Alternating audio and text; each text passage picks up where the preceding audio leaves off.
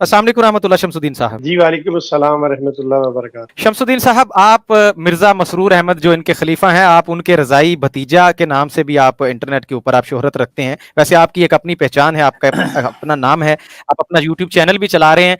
आप बताइए, सेम वही क्वेश्चन लेकिन एक्सपीरियंस आपका। जमात कहती है और आपके चचा जान ये भी कहते हैं, ओ जी हमें जो छोड़ गया वो बस बर्बाद हो गया, उसकी दीन दुनिया सब खराब। शमसुद्दीन साहब माशाल्लाह पीछे किताबें भी पढ़ी हैं, स्टडी जारी है, यूट्यूब चैनल भी चल रहा है, घर बार बाल बच्चे सब कुछ चल रहा है, फिर ये जमात का मौकफ ये किस खाते में?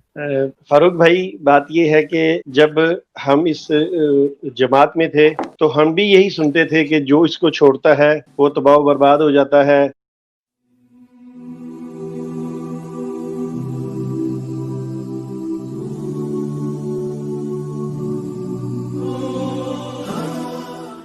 कमजोर पत्ते जो हैं वो झड़ जाते हैं।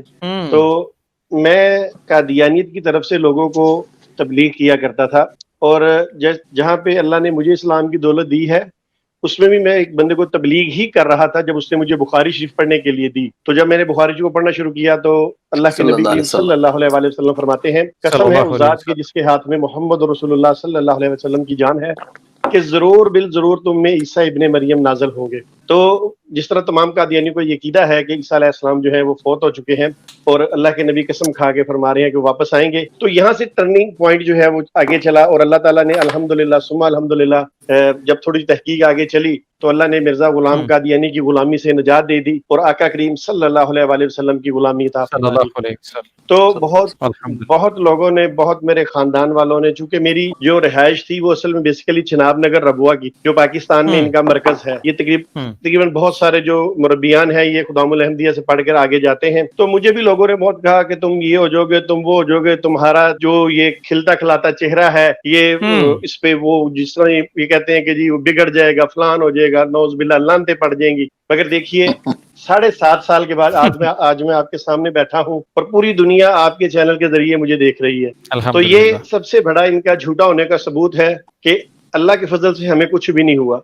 और कादियानियत में रहते हुए मेरी ये दिली ख्वाहिश थी, कादियानियत में रहते हुए, कि मैं किसी न किसी एक बंदे को जरूर कादियानी कर लूं, मगर ये ख्वाहिश अल्लाह ने पूरी नहीं की। देखिए तकरीबन मैं 35 साल तकरीबन मैंने कादियानी जमात के अंदर गुजारे हैं। तो ये देखिए कि जब यहाँ पे आया हूँ 7.5 साल के अंदर अल्लाह ताला ने इतनी मतलब तौफीक दी कि अल्हम्दुलिल्लाह ये परसों एक फैमिली ने 4 अफराद की फैमिली ने इस्लाम कबूल किया है। तो ये तकरीबन आप यूँ कह लें कि अब कुछ 432-33 के करीब कादियानी हजरात जो है वो अल्हम्दुलिल्लाह दायरा इस्लाम में दाखिल हो चुके हैं। इससे बड़ी कामयाबी एक इंसान की क्या हो सकती है कि अगर 32-33 के करीब अल्लाह की तौफीक के साथ वो बंदे उस जमात को छोड़कर और इस्लाम में दाखिल हो रहे हैं। मैं कहता हूँ इससे बड़ा इनाम ही कोई नहीं। और ये कहते हैं जी वो बर्बाद हो जाएंगे, और जब तक हम उस दायरे में थे जो कादियानियत का दायरा था, तो हमें ये जो जमात अहमदिया मिर्जा साहब का मानने वाला है, ये जो हिंदुस्तान का एक बिगड़ा हुआ दीन है, इस दीन को हमारे सामने ये जो मुरब्बियान है ये इस तरह पेश करते थे कि हम समझते थे यार बस हमारे मुरब्बियान ही जो करते हैं ये सबसे अच्छा करते हैं, और कोई दुनिया में ऐसा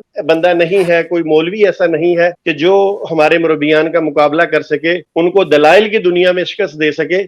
क्योंकि मिर्जा कादियानी का एक इल्हाम है, वो शेख साहब जरा अगर दुरुस्तगी फरमा दे कि तेरे मानने वाले जो है इल्म मार्फत में कमाल हासिल करेंगे और अपने दलाइल से लोगों का मुंह बंद कर देंगे, या इस तरह का कोई है। तो अब जब अल्लाह ने इस्लाम की दौलत दी तो मैंने देखा कि ये मुरब्बियों की तो बस की बात ही नहीं है, बिल्कुल इनके बस की बात नहीं है। हमें ऐसा चेहरा दिखाया जाता था कि हम कहते थे बस जैसे दीन इन्हीं के पास है। तो अल्हम्दुलिल्लाह सुम्मा अल्हम्दुलिल्लाह अल्लाह ने बहुत मैं कहता हूँ अल्लाह ने रिज़्क़ भी दिया, इज्जत भी दी। उसकी वजह है कि ये अक्सर कहते हैं, आज भी इनके अक्सर मरज़ई लिखते हैं कि जो कमजोर पत्ते होते हैं वो झड़ जाते हैं। मैं कहता हूँ वो जिनको ये कमजोर पत्ते कहते हैं, आज आपकी टीम में सारे वो कमजोर पत्ते बकौल इनके आपके सामने बैठे हैं, और कोई हमारे लिए नहीं है जो माजरत से बात काट रहा हूँ, हमारे लिए तो ये गुलदस्ते के अंदर फूल हैं। आप सब हमारी शान है। जज़ाकल्लाह। मगर ये जिनको कमजोर पत्ता कहते हैं, आज ये देखिए कि अल्लाह के फजल से आपके इस प्रोग्राम के अंदर ये पूरा जनाब फूलों का भरा हुआ गुलदस्ता पूरी दुनिया देख रही है और इंशाल्लाह आगे भी देखेगी। तो मैं ये कहता हूँ कि वो जो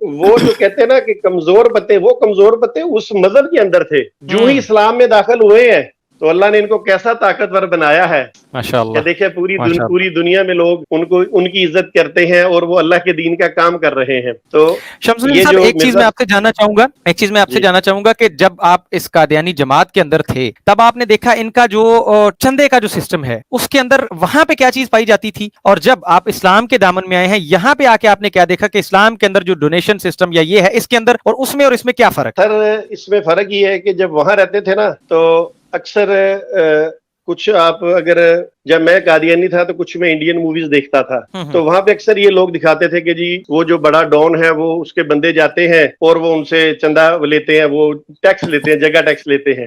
تو یہ بالکل سیم یہی چیز قادیانی جماعت کے اندر ہے. اسلام کے اندر آپ کی مرضی ہے، آپ کو آزادی ہے.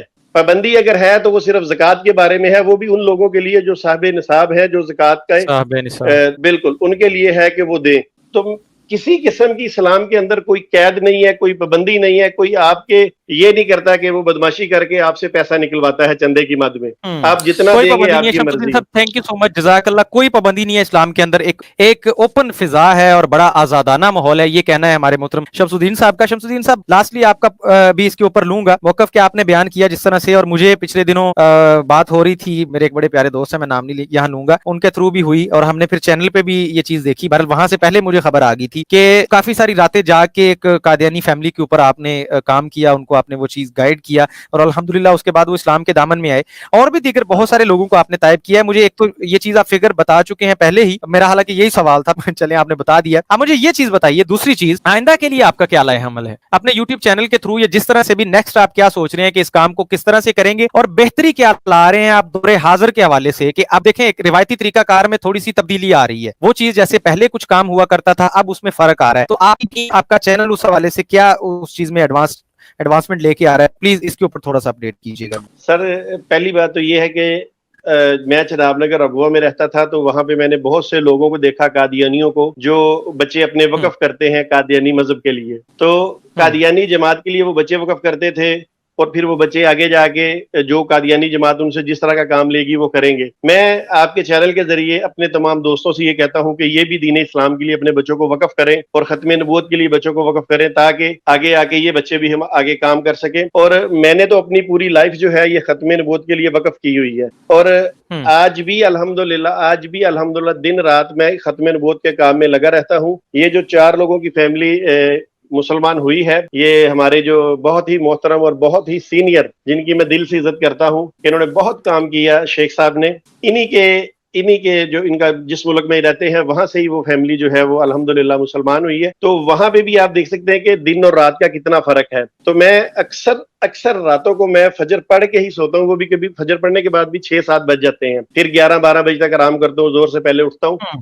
تو محنت ہمیں کرنی پڑے گی، اس میں کوئی شک نہیں ہے. اور میں اپنے تمام دوستوں کو محنت کا ہی کہوں گا کہ قادیانیت کے بارے میں یہ پورا عبور حاصل کریں اور پھر ان کو قادیانی کتب کے حوالے سے دلائل دیں. جتنے بھی یہ 430-32 کے قریب جو مسلمان ہوئے ہیں ان کو میں نے قادیانی کتب ہی دکھائی ہیں اور میں نے کوئی کتابیں نہیں دکھاتا ان کو. قادیانی کتب ان کو دکھائی جائیں، یہ کہنا ہے شمس الدین صاحب آپ کا. بہت شکریہ. ان کا لٹریچر دکھایا جائے، مرزا صاحب کی کتابیں پڑھنے کو کہی جائیں، اور ہمیں اس حوالے سے اپنا رویہ جو ہے یہ بھی شمس الدین صاحب اصلاحانہ رکھنا چاہیے. ہمیں فکر ہونی چاہیے کہ یہ لوگ جہنم کی طرف جا رہے ہیں، ایک غلط راستے پہ جا رہے ہیں، اور ہم کسی طرح سے بھی کر کے ان کو بچا کے واپس لے کے. بہت شکریہ شمس الدین صاحب.